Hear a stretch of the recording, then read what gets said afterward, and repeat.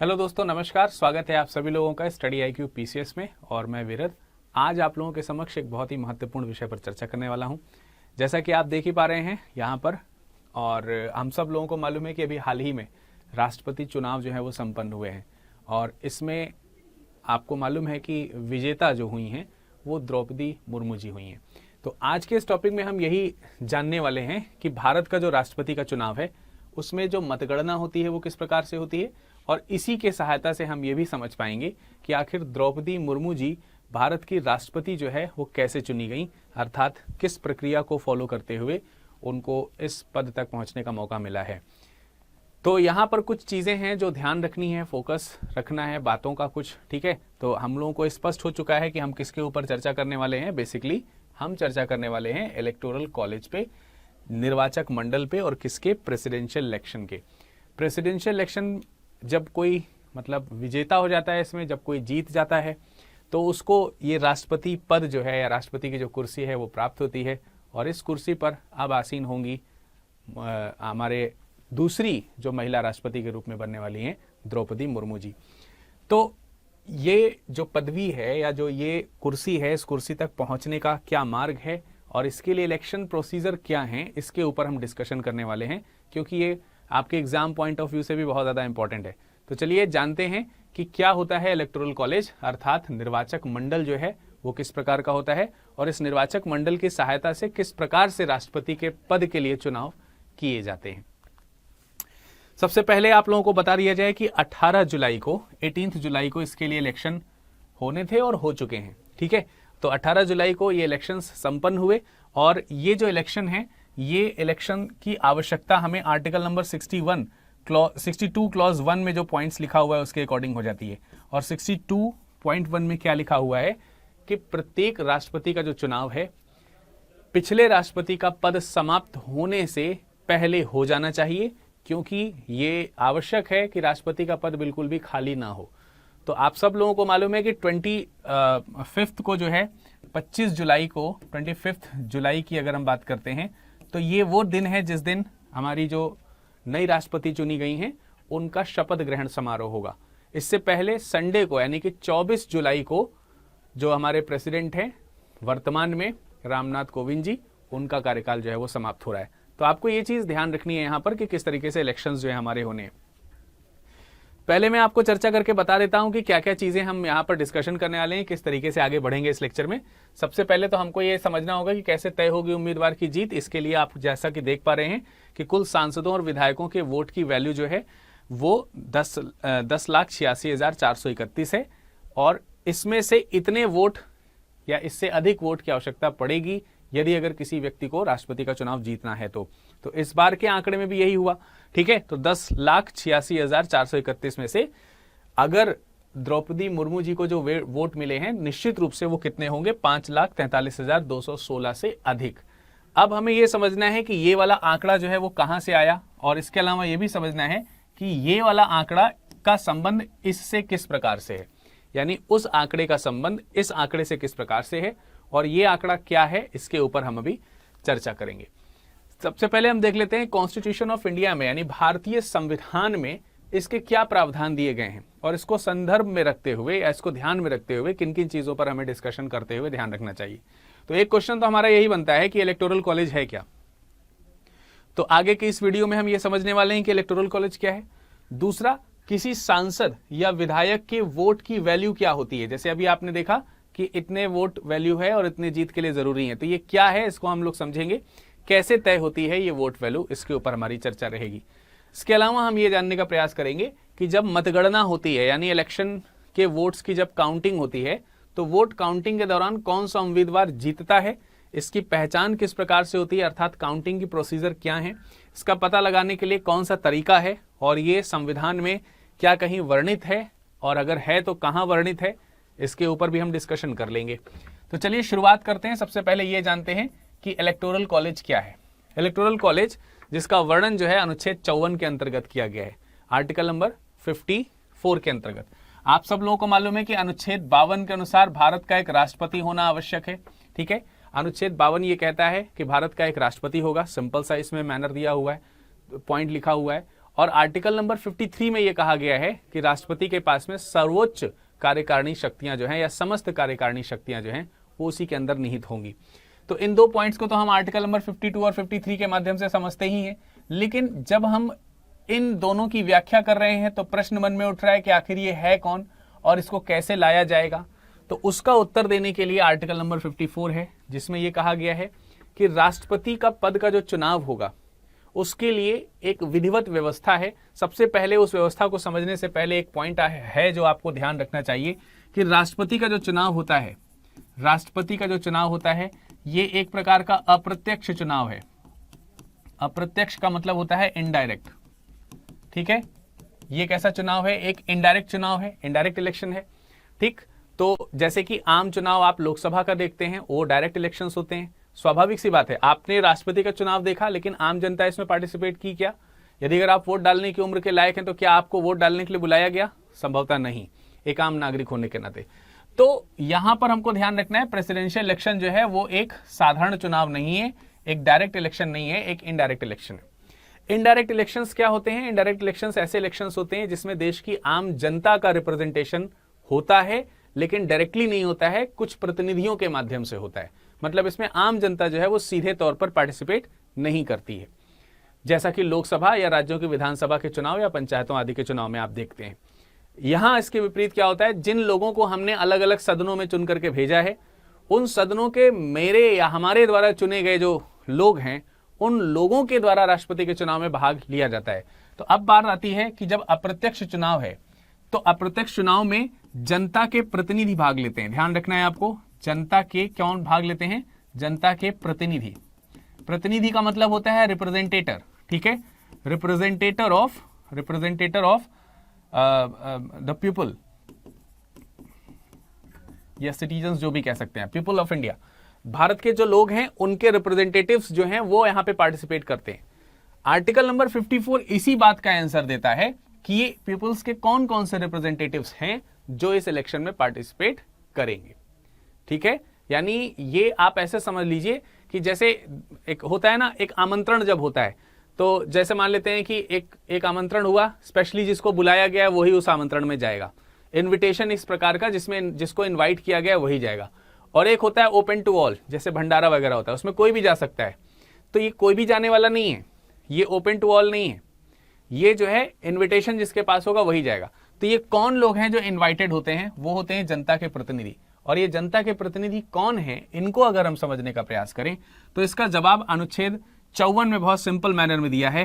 पहला पॉइंट तो इसमें ध्यान रखना है, एक तो पार्लियामेंट का नाम ध्यान रखना है आपको, पार्लियामेंट यानी कि संसद का नाम आपको ध्यान रखना है। संसद के सदस्य जिन्हें आप सांसद कहते हैं, क्या कहते हैं? सांसद या मेंबर ऑफ पार्लियामेंट, एमपी। दूसरा आपको ध्यान रखना है जो राज्य हैं, राज्यों की जो विधानसभाएं हैं, राज्य जो हैं राज्यों की जो विधानसभाएं, कुछ राज्य ऐसे हैं जिसमें विधान परिषद भी है। यहां विधान परिषद जैसी चीज नहीं लिखी है, यहां विधानसभा शब्द का इस्तेमाल किया गया है। तो विधानसभा यानी लेजिस्लेचर ऑफ स्टेट या स्टेट लेजिस्लेचर्स, स्टेट लेजिस्लेचर्स की बात करते हैं, जिसको हम बोलते हैं राज्य विधान मंडल। और राज्य विधान मंडल के जो सदस्य होते हैं उनको आप बोलते हैं विधायक। क्या बोलते हैं आप? विधायक, मेंबर्स ऑफ लेजिस्लेटिव असेंबली जिसको आप बोलते हैं। स्टेट लेजिस्लेचर में, राज्य विधान मंडल में एमएलएज की बात हो रही है, अर्थात राज्य विधानसभा की बात हो रही है, विधानसभा। ये चीज आपको ध्यान रखनी है। लेजिस्लेटिव असेंबली, माफ कीजिएगा, लेजिस्लेटिव असेंबली। लेजिस्लेटिव असेंबली का जो सदस्य होगा उसको आप क्या कहते हैं? एमएलए। तो पार्टिसिपेट करने वाले लोग कौन हुए? बिल्कुल साधारण सा आपको पता चल गया कि एमपीज पार्टिसिपेट करते हैं, ठीक है, एमपीज पार्टिसिपेट करते हैं, प्लस एमएलएज जो हैं वो पार्टिसिपेट करते हैं किसी भी स्टेट के या फिर यूनियन टेरिटरी के। अगर किसी यूनियन टेरिटरी में विधानसभा है, जैसे कि दिल्ली की बात कर रहे हैं, पौंडीचेरी की बात कर रहे हैं, तो जहां पर राज्यों में विधानसभा होगी उन राज्यों की विधानसभा के, और जिन केंद्र शासित प्रदेशों में विधानसभा होगी उन केंद्र शासित प्रदेशों की विधानसभा के लोग इसमें शामिल होते हैं। और ध्यान रखना है member of parliament, member of parliament का जब बाइफरकेशन किया जाएगा तो स्वाभाविक सी बात है, एक नाम आपका यहां पर लोकसभा आएगा जो कि निम्न सदन है, और एक नाम आपका राज्यसभा आएगा जो कि उच्च सदन है। बट इसमें एक चीज इसेंशियली आपको याद रखनी है, बहुत ही ध्यान से याद रखनी है, और वो ये है कि जब हम एमपीज की बात करते हैं या किसी भी सदन में जब हम बात कर रहे हैं, अगर हम एमपीज की बात कर रहे हैं, एक पॉइंट को हमको यहां पर ध्यान रखना चाहिए। मेंबर ऑफ पार्लियामेंट की जब हम बात करेंगे, मेंबर ऑफ पार्लियामेंट की जब हम बात करेंगे तो हमें एक चीज ध्यान रखना है कि मेंबर ऑफ पार्लियामेंट में दो सदन हो गए भाई, एक तो हमारा हो गया लोकसभा और एक हो गया राज्यसभा। राज्यसभा में 12 सदस्य जो होते हैं, 12 मेंबर्स जो होते हैं, वो कौन होते हैं? ये 12 सदस्य होते हैं नॉमिनेटेड। तो नॉमिनेटेड पर्सन, नॉमिनेटेड पर्सन जो हैं, या जो मेंबर्स जो हैं, पर्संस की बजाय मेंबर्स लिख सकते हैं, नॉमिनेटेड मेंबर्स जो हैं ये पार्टिसिपेट नहीं करते, इनका पार्टिसिपेशन जो है वो नहीं होता है। तो अगर आप ध्यान रखोगे यहां पर, तो आपको ध्यान रखना है कि ये जो 12 सदस्य हैं राज्यसभा से, वो पार्टिसिपेट नहीं करेंगे। फिर वो कोई भी सदन हो, अब जब हमने यहां पर बात कर दिया नॉमिनेटेड मेंबर्स पार्टिसिपेट नहीं करेंगे, तो आप ध्यान रखेंगे चाहे वो लोकसभा हो, चाहे वो राज्यसभा हो, या फिर स्टेट लेजिस्लेटिव असेंबली हो, किसी भी जगह से नॉमिनेटेड मेंबर्स पार्टिसिपेट नहीं करेंगे। But there is a difference between the nominated members of the parliament and the nominated members of the legislative assembly of the states और यूनियन टेरिटरीज। क्या differences हैं कि इनका नॉमिनेशन जो है वो प्रेसिडेंट के द्वारा होता है, और इनका जो नॉमिनेशन होता है वो गवर्नर के द्वारा होता है, स्टेट जो गवर्नर होते हैं, ठीक है, स्टेट गवर्नर जो होते हैं उनके द्वारा होता है। लेकिन स्टेट गवर्नर जो होते हैं उनको अपॉइंट करने का काम प्रेसिडेंट करते हैं, यानी कहीं ना कहीं इनडायरेक्टली प्रेसिडेंट यहां पर इन्वॉल्व है। तो ये सब छोटी मोटी चीजें हैं जो आपको ध्यान रखनी है। नॉमिनेटेड मेंबर्स चाहे वो लोकसभा हो, चाहे वो राज्यसभा हो, और या फिर वो किसी भी राज्य की विधानसभा हो, वहां पर किसी भी प्रकार से नॉमिनेटेड मेंबर्स पार्टिसिपेट नहीं करेंगे। ठीक है, तो इतनी सी चीज आपको ध्यान रखनी है जो कि आपको यहां पर देखनी होती है। मेंबर ऑफ पार्लियामेंट से रिलेटेड ये जो पॉइंट मैंने आपको बताया, आई थिंक कि आपको ये पॉइंट समझ में आ गया होगा, और एमएलए से रिलेटेड जो पॉइंट मैंने बताया वो भी हमें लगता है आपको समझ में आ गया होगा। नाउ द इलेक्टोरल कॉलेज जो है वो क्या है, ये बिल्कुल क्लियर है आपके सामने। इलेक्टोरल कॉलेज में जो संसद के सदस्य हैं वो, और जो राज्यों के विधानसभा के सदस्य हैं वो पार्टिसिपेट करेंगे। विधानसभा के पार्टिसिपेट करेंगे, विधान परिषद के पार्टिसिपेट नहीं करेंगे। उसमें भी जो लोग नॉमिनेटेड हैं, नाम निर्दिष्ट हैं, उनका चुनाव में पार्टिसिपेशन नहीं होगा। ठीक है, अब यहां से एक चीज हमें और ध्यान रखनी है। अगर हम स्टेट्स की बात करते हैं यहां पर, तो स्टेट्स की अगर हम बात करेंगे तो एक चीज हमें और ध्यान रखना है। प्रेसिडेंशियल इलेक्शन की जब हम बात करते हैं, प्रेसिडेंशियल इलेक्शन की बात करते हैं, तो कोई भी सदस्य, ये मान लेते हैं कोई भी एक भारत का नागरिक है, कोई भी व्यक्ति है जो भारत का नागरिक है। तो मैंने बताया कि इसमें जो भारत की जनता जो है, नागरिक कह सकते हैं या जनता कह सकते हैं, भारत की जनता के रिप्रेजेंटेटिव भाग लेते हैं।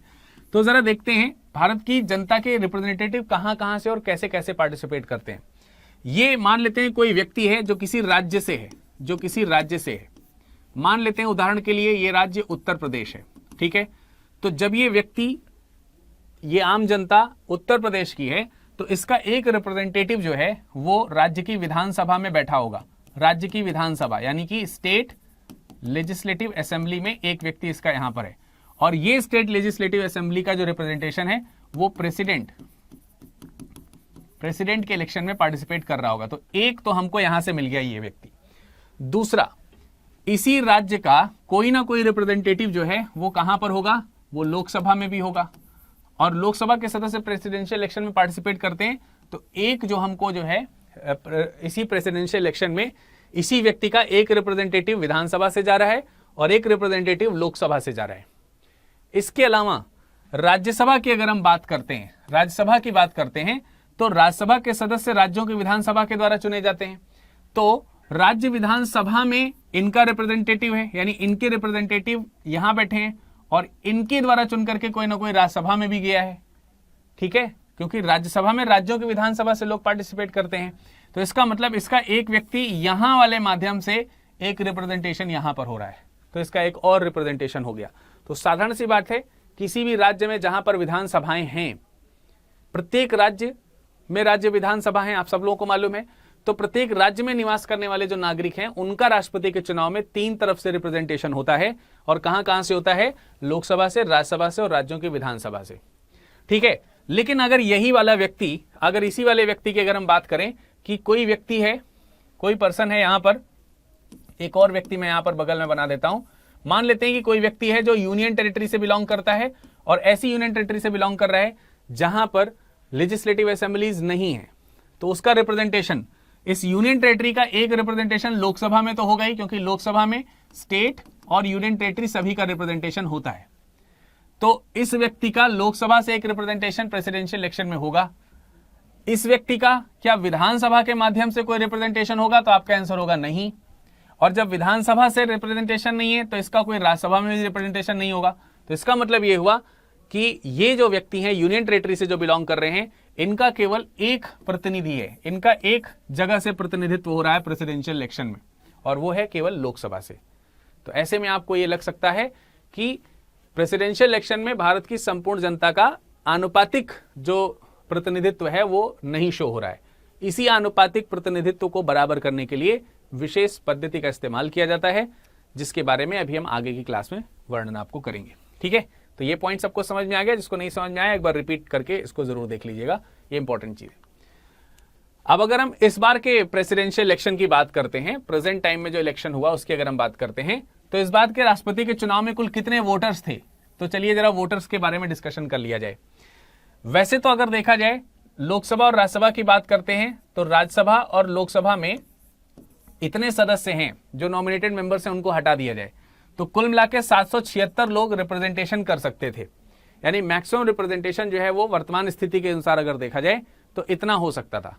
बट जब प्रेसिडेंशियल इलेक्शन हुआ तो उसमें आप देखेंगे अभी आगे चल करके कितने लोगों ने पार्टिसिपेट किया है। पार्लियामेंट से टोटल रिप्रेजेंटेशन 776 होना चाहिए था, लेकिन यह रिप्रेजेंटेशन आपको 748 के आसपास दिखाई दे रहा है पार्लियामेंट में। अगर हम स्टेट और यूनियन टेरिटरीज की लेजिस्लेटिव असेंबलीज की बात करते हैं तो टोटल जो पार्टिसिपेशन है, टोटल वोट्स का जो पार्टिसिपेशन है, कितने लोग वोट देने हैं, अगर उसकी बात करते हैं तो 3953 सभी स्टेट्स की बात हो रही है, इंक्लूडिंग यूनियन टेरिटरी, जिसमें जहां जहां पर भी लेजिस्लेटिव असेंबलीज थी वो सब।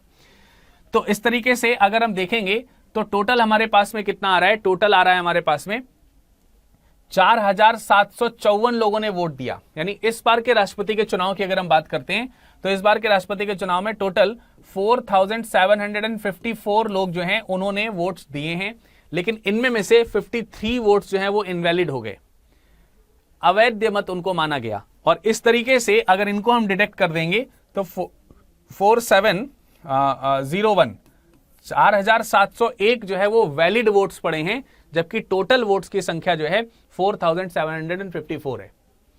अब एक चीज और ध्यान रखनी है, यहां पर एक व्यक्ति वोट डालने गया तो इसका मतलब ये नहीं कि उसके वोट एक काउंट हो, जैसा कि हम लोकसभा के चुनाव में देखते हैं, वैसा नहीं है। यहां पर इसके वोट की कीमत कितनी होगी ये अलग अलग व्यक्ति पर निर्भर करता है। मसलन वो राज्यों की विधानसभा से आया है, इस बात पर भी निर्भर होगा कि उसके वोट की कीमत कितनी है।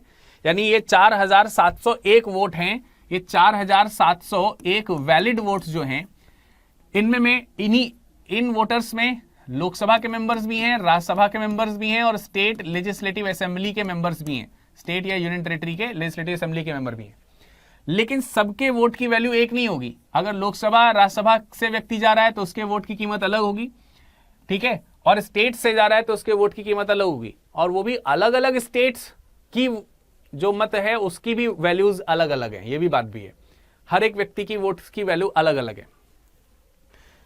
मतलब अगर यूपी से कोई, अगर मान लेते हैं यूपी लेजिस्लेटिव असेंबली का कोई रिप्रेजेंटेटिव गया है वोट देने तो उसके वोट की कीमत अलग होगी, और वहीं पर उत्तराखंड से अगर कोई गया है तो उसके वोट की कीमत जो है लेजिस्लेटिव लोकसभा या अलग से अगर देखा जाए लेजिस्लेटिव असेंबली से अगर कोई गया है तो उसके वोट की कीमत अलग होगी। राजस्थान से कोई वोट देने गया है तो उसकी वोट की कीमत अलग होगी, तमिलनाडु से गया है तो अलग कीमत होगी, केरल से अलग होगी, अलग अलग जगहों से अलग अलग रहेगी।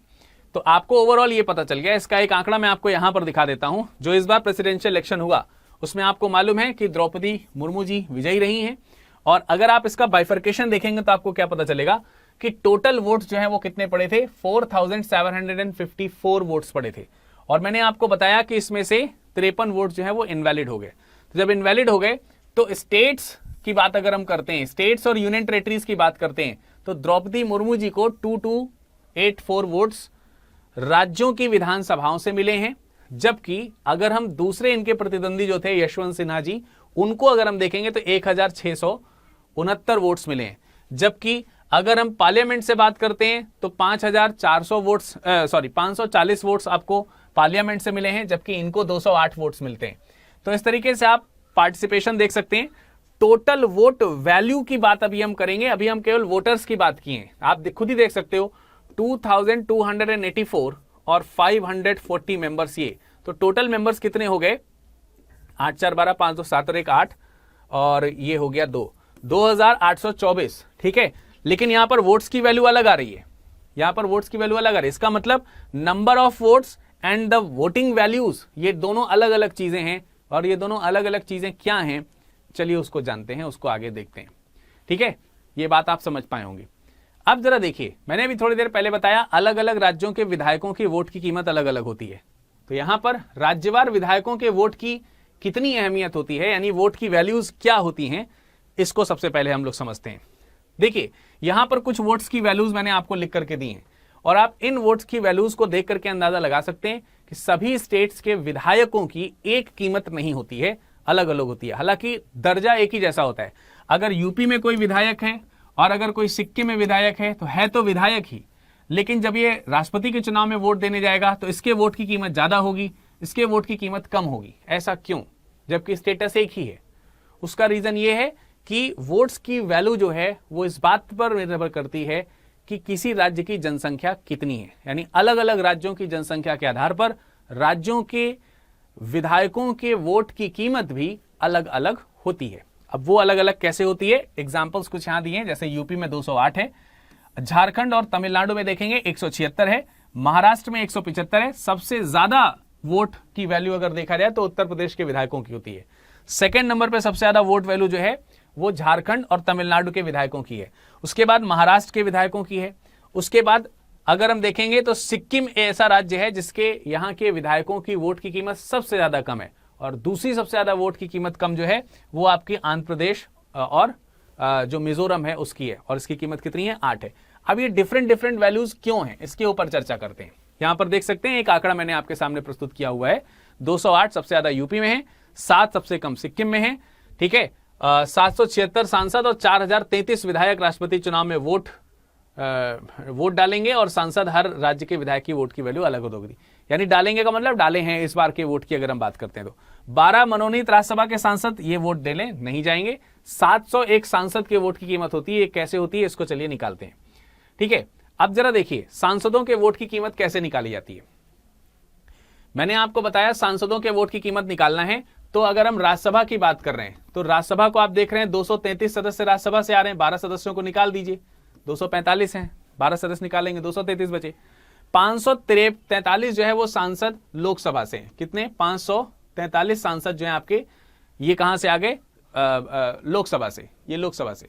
तो टोटल संसद में सदस्य कितने हो गए? 776 हो गए, 776 सदस्य हो गए।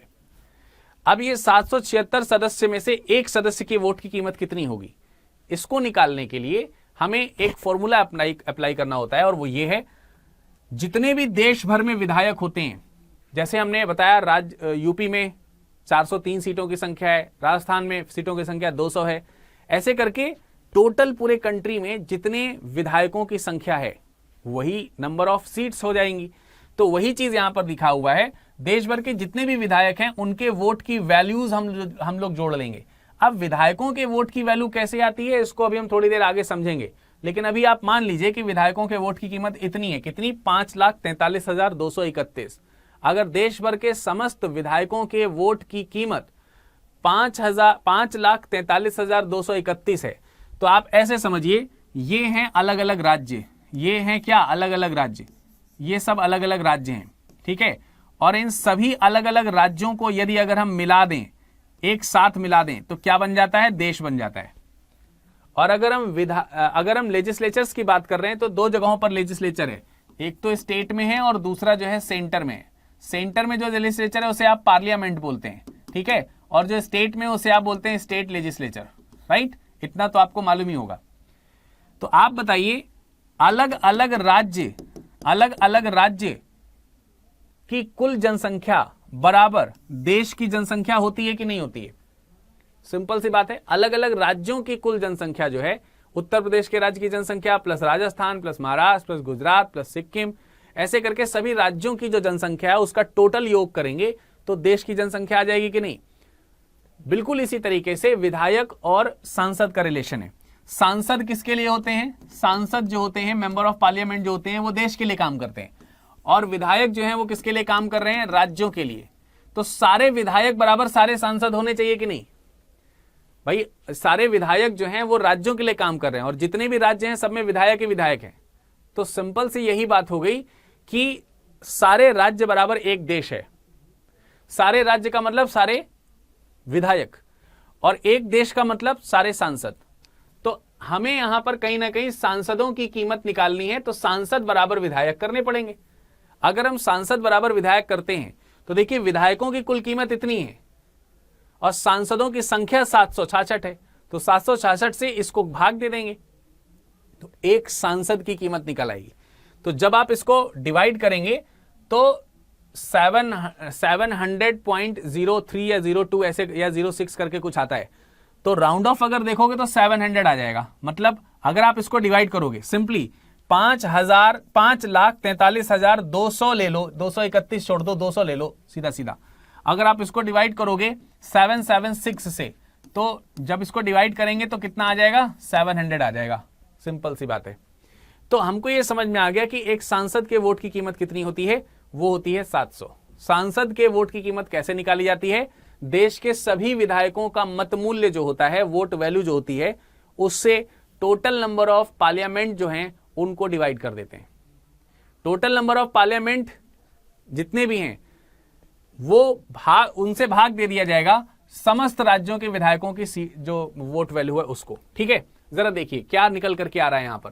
सांसदों के वोट की वैल्यू कैसे निकल करके आ रही है? अगर आप देखोगे तो आपको डिवीजन करना है या डिवाइड करना है, 5,43,231 का भाग देना है। किससे देना है? 776 से। 776 कौन है? लोकसभा प्लस राज्यसभा के जो इलेक्टेड मेंबर्स हैं वो, और ये कौन है? देश के जितने भी विधायक हैं उन विधायकों के मत का मूल्य है। ठीक है, लगभग 4,000 के आसपास जो विधायक हैं उन सबके मत का मूल्य इतना है। तो उनके मत का मूल्य को अगर हम सदस्यों से डिवाइड कर देंगे लोकसभा और राज्यसभा के, तो सांसद यानी एक सदस्य की वैल्यू निकल आएगी, और वो कितनी लिख लेगी? 700.03। 0.03 को हटा दीजिए, राउंड ऑफ में लेंगे तो कितना बचेगा? 700। तो एक विधायक के मत का, एक सांसद के मत का मूल्य कितना हो गया? 700 हो गया। आई होप कि सांसद का मत का मूल्य आपको समझ में आ गया होगा। अब अगर हम समझेंगे कि एक वोट की कीमत अलग अलग क्यों होती है, क्या रीजन है कि वोट की कीमत अलग अलग होती है? कहां पर? राज्यों में। खासकर राज्य में जो विधायक होते हैं, ये जो विधायक सभी राज्यों में सेम अहमियत के साथ होते हैं, तो उनके वोटों की कीमत अलग अलग क्यों हो रही है? तो उसके पीछे लॉजिक है, संविधान में प्रावधान दिया गया है कि जब कभी भी इस तरीके की चीजें जब होंगी तो ये ध्यान रखना है, अंतिम जनगणना के आंकड़े काम आएंगे। अंतिम जनगणना के आंकड़े काम आएंगे। अब इस हिसाब से देखा जाए तो अंतिम जनगणना 2011 में हुई, तो 2011 में जितनी जनसंख्या है देश की या राज्यों की, अलग अलग राज्यों की जनसंख्या के अनुसार अलग अलग राज्यों में क्या होने चाहिए, जो विधानसभा की सीटें हैं वो होनी चाहिए। लेकिन 2011 के अकॉर्डिंग ऐसा नहीं है होना।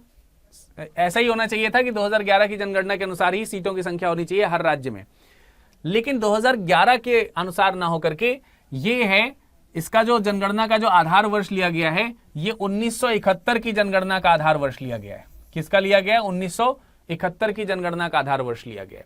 तो आपको ध्यान रखना है कि आर्टिकल 55.3, इसमें एक रेफरेंस आपको मैं दे दे रहा हूं कि जो राज्यों की सीटों की संख्या है वो आप ध्यान रखोगे, वो पिछली जनगणना के अकॉर्डिंग होनी चाहिए, लेकिन पिछली जनगणना 2011 वाली ना लेकर के कब की ली गई? 1971 की ली गई है।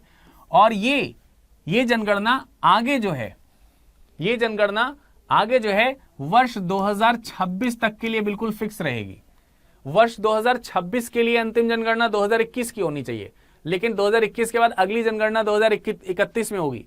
यानी सीटों की संख्या जो राज्यों में है वो घटेगी बढ़ेगी कब? 2031 की जनगणना के बाद। लेकिन अभी क्योंकि हम 2031 में नहीं पहुंचे हैं, इसलिए 1971 की जनगणना काम आएगी। और अगर 1971 की जनगणना काम आ रही है तो 1971 की जनगणना के अनुसार यूपी का सेंसस क्या था, एमपी का सेंसस क्या था, छत्तीसगढ़ का, मतलब जो भी स्टेट्स हैं उन सब का, क्या सेंसस था वो यहां पर लिखा जाएगा, चाहे वो बिहार हो, कोई भी राज्य हो, सबकी 1971 की जनगणना यहां पर ली जाएगी, हर एक स्टेट की। और हर एक स्टेट की जनगणना, जैसे यहां पर देखिए 1971 में यूपी की जनगणना आप देख सकते हैं 8,38,49,905 थी 1971 में। अब इस समय देखेंगे तो 20 करोड़ के पार है, 21 करोड़ के पार है, लेकिन उस समय 8 करोड़ थी। ठीक है, अब 8,38,49,905 ये यूपी की जनसंख्या 1971 में। लेकिन अब आप देखोगे कि वर्तमान समय में उत्तर प्रदेश में सीट की संख्या कितनी है, तो वर्तमान समय में उत्तर प्रदेश की जो सीट्स की संख्या है वो है 403, मोटे मोटे तौर पर 400 मान लो इसको, लेकिन 403 है। तो ये जो विधायक हैं ये 403 विधायक हैं, और इन 403 विधायकों को इतनी जनसंख्या की जिम्मेदारी दी गई है। मतलब एक विधायक के पास कितने जनसंख्या की जिम्मेदारी है, तो हमें पता चलता है एक विधायक के पास में कितनी जनसंख्या आएगी, उसको हम डिवाइड कर देते हैं, और जब डिवाइड करेंगे तो कितना आएगा, 2,08,064, 2,08,064, यानी एक विधायक पर लगभग 2,08,000 भारतीय उत्तर प्रदेश की जनता है। लेकिन ये आंकड़ा बहुत बड़ा है। एक विधायक के मत की वैल्यू वास्तविक रूप में अगर देखा जाए तो 2 लाख आ रही है। तो इस पूरी वैल्यू को थोड़ा सा छोटा करने के लिए इसमें जो है 1,000 से और डिवाइड कर दिया जाएगा। इसमें जो है 1,000 से क्या कर दिया जाएगा, और डिवाइड कर दिया जाएगा। और जब आप 1,000 से और डिवाइड कर देंगे तो आप देखेंगे यहां दशमलव आ जाएगा, 208 हो जाएगा ये, और वैल्यू कितनी आ जाएगी, 208.03, कितनी 208.06 आ जाएगी। और इसको जब हम राउंड ऑफ करेंगे तो ये वैल्यू कितनी आ जाएगी, 208। ये राउंड ऑफ करने का तरीका, ये 1,000 से डिवाइड करने की बातें, ये सब आपके संविधान में अनुच्छेद में दिया हुआ है 55.3 में। ठीक है, वहां पर जाकर के पढ़ेंगे तो आपको पता चल जाएगा। अब जरा देखिए उत्तर प्रदेश में, यूपी में एक मेंबर ऑफ लेजिस्लेटिव असेंबली जो है, यानी एक एमएलए जो है, उसकी कीमत कितनी हुई, 208।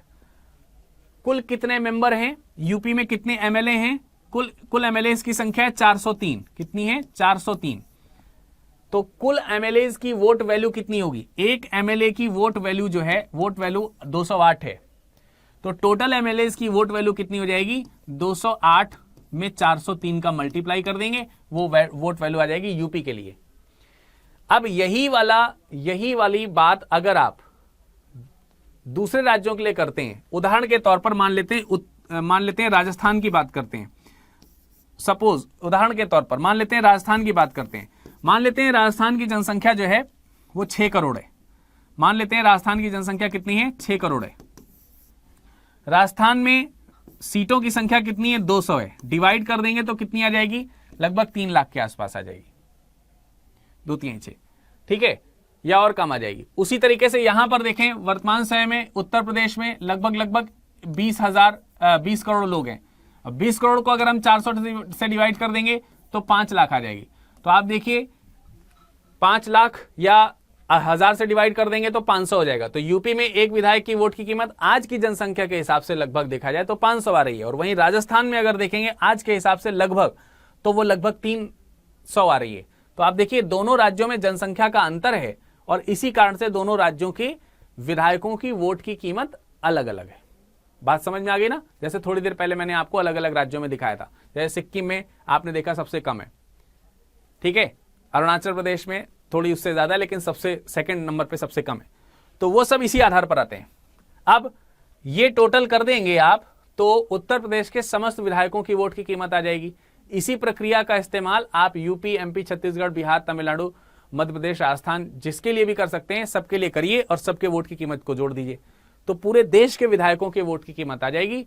जिसे मैंने कहा था कि अगर आप 776 से डिवाइड कर देते हैं तो एक सांसद की कीमत आती है 700। वही बात यहां पर रिपीट किया मैंने, ठीक।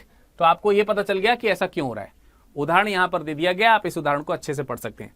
राष्ट्रपति चुनाव के लिए वोट की वैल्यू के लिए 1971 की जनगणना का आधार माना जाता है।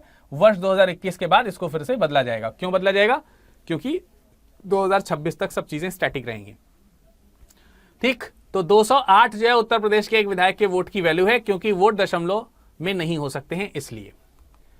अब जरा देखिए, जब राष्ट्रपति चुनाव होता है, अभी मैंने आपको यह बता दिया कि एक एमएलए की वोट की कीमत कैसे निकाली जाती है, और यह भी बता दिया कि एक मेंबर ऑफ पार्लियामेंट जो है उसकी वोट की कीमत कैसे निकाली जा सकती है।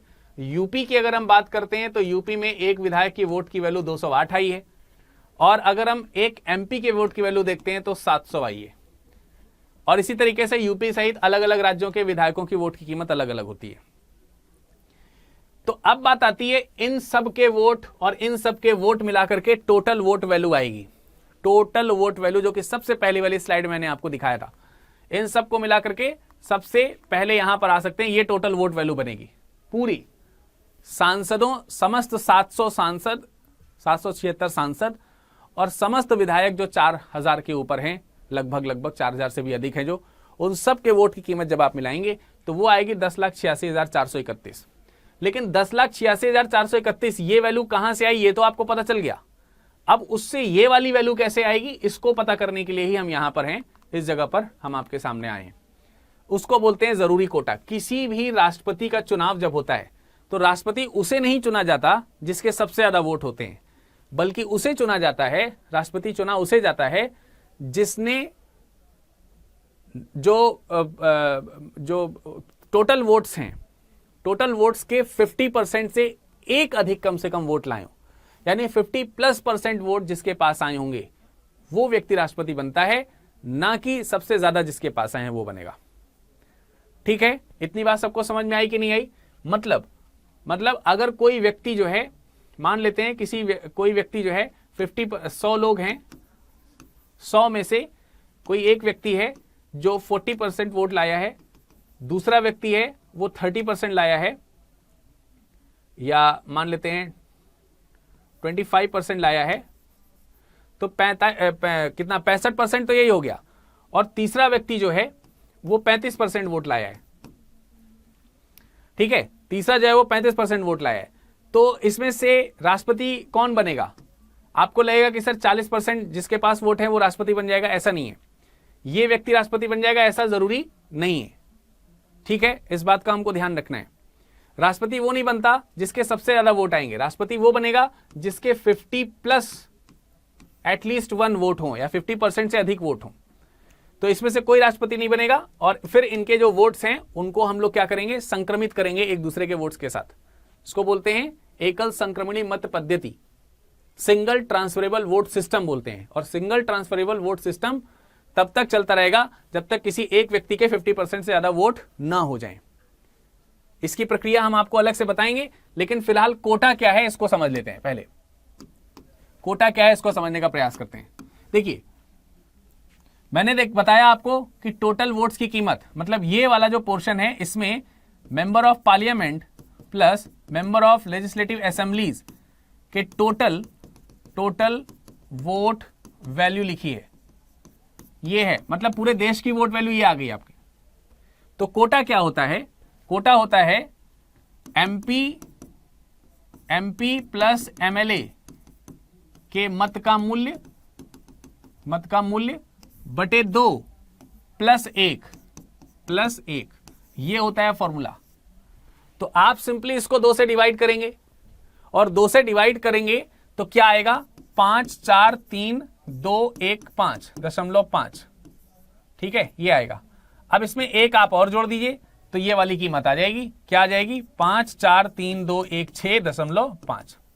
तो एक व्यक्ति जिसे इस बार राष्ट्रपति चुना जाना था, उसके पास में टोटल 5,43,216.5 वोट तो एटलीस्ट आने ही चाहिए थे। 0.5 हटा दीजिए तो 216 वोट आने चाहिए थे। यहां पे 0.5 हटा देंगे, राउंड ऑफ करते, 5 से अधिक हो जाता है तो हम उसको 6 मान लेते। तो सिंपल सी बात है, 5,43,000 इसको हटा करके हमने एक मतलब यहां पर रखा हुआ है। आप देखिए 5,43,216 वोट जिसको मिलेंगे वही व्यक्ति राष्ट्रपति बनेगा। इससे ज्यादा जिसके वोट आएंगे वो व्यक्ति राष्ट्रपति बनेगा। तो अब आपको ये वाला प्रोसेस समझ में आ गया होगा। 5,43,216 ये कहां से आया और ये वाली कीमत कहां से आई, ये दोनों प्रोसेस मैंने आपको बता दिए। अब इस बार जो वोट हुए हैं उससे संबंधित कुछ स्टैटिक पॉइंट जो है मैं आपको समझा देता हूं।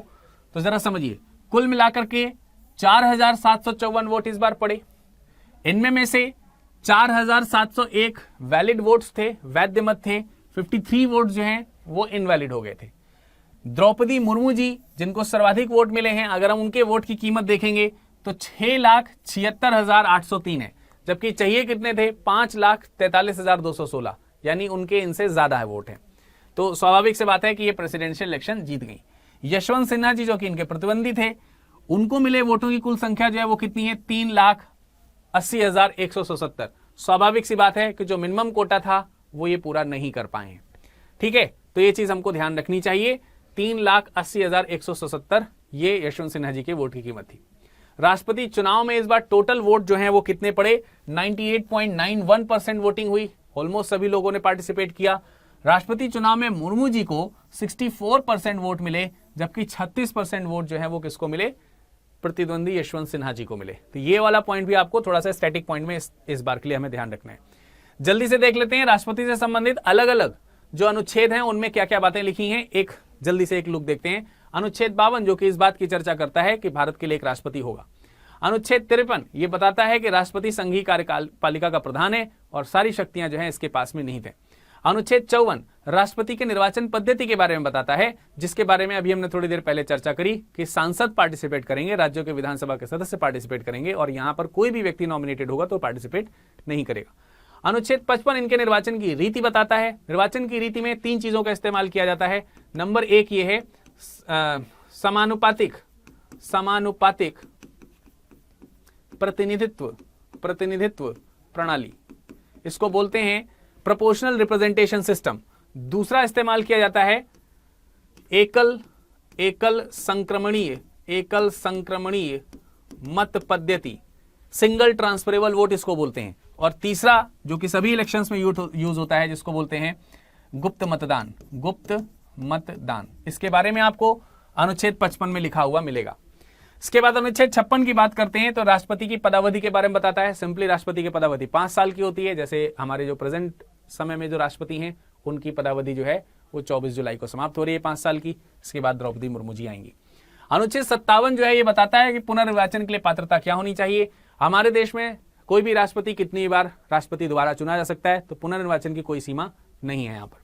अनुच्छेद 58 ये बताता है राष्ट्रपति निर्वाचित होने के लिए किस प्रकार की एलिजिबिलिटीज होनी चाहिए, क्वालिफिकेशंस किस प्रकार की होनी चाहिए, यानी कि उसका उम्र वगैरह कितना होना चाहिए, लोकसभा के सदस्य होने की योग्यता रखनी चाहिए, ये सारी बातें।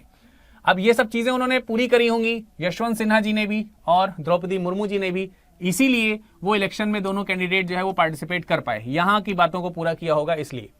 अब उसमें से द्रौपदी मुर्मू जी राष्ट्रपति का चुनाव जीत गई हैं। इसका मतलब ये नहीं है कि वो अगली राष्ट्रपति बन ही जाएंगी, ये भी बात यहां ध्यान रखने की। क्यों? क्योंकि वो तब तक अगली राष्ट्रपति नहीं बन पाएंगी जब तक कि उन्होंने आर्टिकल नंबर 51 में लिखी कंडीशंस फुलफिल ना करी हो। यानी इलेक्शन जीतने के बाद भी इस बात की गारंटी नहीं दी जा सकती कि आप राष्ट्रपति चुनाव बनेंगे। गारंटी इस बात से दी जाएगी कि अगर आप आर्टिकल नंबर 59 की बातों को पूरा करते हैं 58 को पूरा करने के बाद, तो वो ऑलमोस्ट कर ही रही हैं सारी बातों को पूरा, तो उनको जो है आराम से राष्ट्रपति बनने के लिए मौका मिलेगा ही और बनेंगी ही वो। तो शर्तें जो हैं वो लिखी हुई हैं किसमें? आर्टिकल नंबर 59 में, जैसे कि राष्ट्रपति को लाभ का पद नहीं होना चाहिए, ऐसी बातें यहां पर लिखी हैं। आर्टिकल 60 में शपथ की बात करी जा रही है। द्रौपदी मुर्मू जी का शपथ ग्रहण समारोह जो है वो आप सब लोगों को मालूम है कब होने वाला है? 25 जुलाई को। 25 जुलाई को सुबह 11 बजे ना होकर के इस बार दोपहर 2 बजे होने वाला है। इस बार ये कब होने वाला है? दोपहर 2 बजे। फिलहाल तो यही खबर है। अनुच्छेद 61 में राष्ट्रपति पर महाभियोग चलाए जाने की प्रक्रिया के बारे में लिखा है। जब कोई व्यक्ति राष्ट्रपति के पद पर बैठ जाता है और संविधान का उल्लंघन करता है तो इस बात को ध्यान में रखते हुए, यही आरोप लगाते हुए लोकसभा राज्यसभा में इसके प्रति प्रक्रिया शुरू होती है, जिसे हम लोग बोलते हैं महाभियोग। और महाभियोग यदि अगर राष्ट्रपति के खिलाफ सफलतापूर्वक जारी कर दिया जाता है तो तत्काल प्रभाव से राष्ट्रपति को अपना पद छोड़ना पड़ता है। अनुच्छेद 62 में राष्ट्रपति के पद रिक्त होने से संबंधित निर्वाचन की प्रक्रिया लिखी हुई है, या फिर आकस्मिक रिक्तियां जो हैं, कैजुअल वैकेंसीज राष्ट्रपति के पद में आती हैं, जो कि किस कंडीशन में आ सकती हैं? या तो राष्ट्रपति ने सडनली त्यागपत्र दे दिया हो, या फिर राष्ट्रपति पर इम्पीचमेंट लग गया हो।